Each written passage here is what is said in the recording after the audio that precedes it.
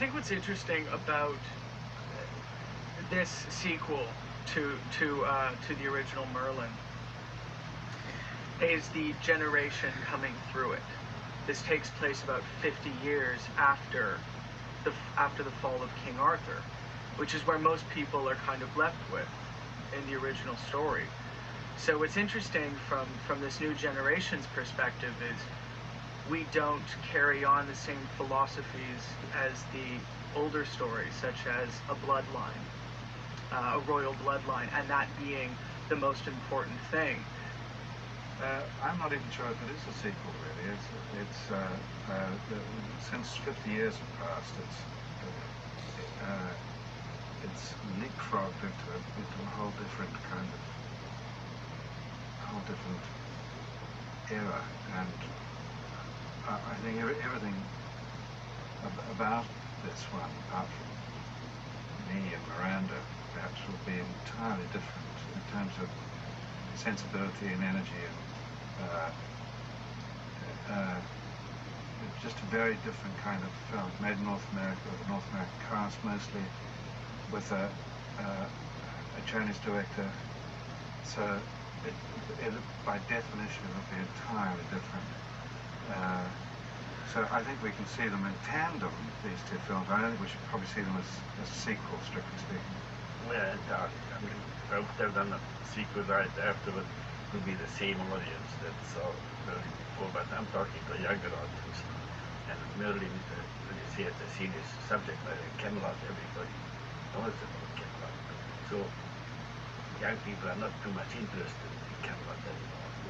And so I will try to explain what it meant and what it was. In my opinion, just from I only watched the movie once, but I feel like this one is much more, I feel like it's a little bit darker than the last one.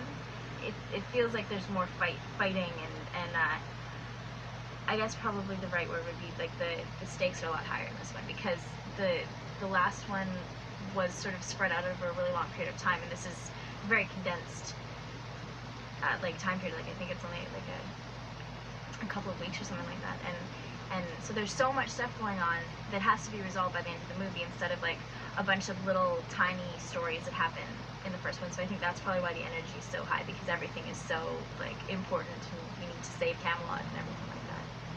The original Merlin, when I watched it, it's a little bit different in the fact that I think there's probably more humor in this one, maybe a little more action in this one as well. But I think they kind of keep sort of the same flavor of it as well. Between the two, I think there's sort of a lot of similarities as well. But I think that this one there was probably just a little more opportunity for play. I think this is I'll say this is the magic. This is the story about, and the history about Merlin and King Arthur. It is audience want to peel off more layer about these great characters, and what's the relationship with them, with the Lady of the Lake, and King Arthur, Merlin, and also with all the other knights like Lancelot and Excuse me, Gawain, and this is all surrounded us when we broke this story. So the audience will kind of pursue this. It seems to me and everybody this is a never-ending story. So they capture it. The audience will see, okay, this journey is not over yet. So excuse me another again. new path about another new scope about Merlin, and probably his backstory or a little more prequel, and this is exactly what the audience would long to look for, a new interpretation.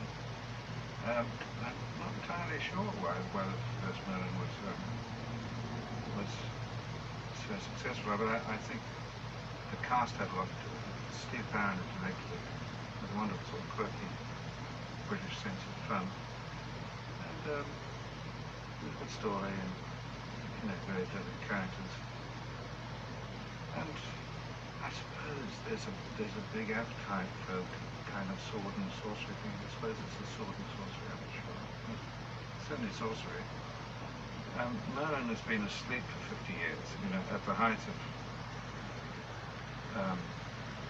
Camelot's glorious golden moment, Merlin goes for a nap just to rest after his labours and wakes up 50 years later, somewhat disoriented, as you would be after 50 years. And someone's put a spell on him, put him asleep for that length of time. So he wakes up and finds Camelot is in a state of decay and corruption. So the poor old boy has to labour manfully again to try and get things, try and repair things a little bit. And in the course of this he meets a young bloke who's got Merlin type qualities and thereby hangs the tale. Becomes his apprentice. Playing the Lady of the Lake, an aqueous creature who, I suppose, somewhat represents the natural forces. So she's water magic and Merlin is kind of earth magic. She's created a son, we find out, which is Jack, secretly, by Merlin. And so the resulting son has a mixture of earth magic and water magic. She's very much like to recruit Jack to her side. Now he knows that she's his mom. My role is to basically do what Merlin tells me to do, which oftentimes goes against what Jack thinks is probably the right thing to do. He's probably wise to listen to Merlin's sage advice, but unfortunately doesn't do it as much as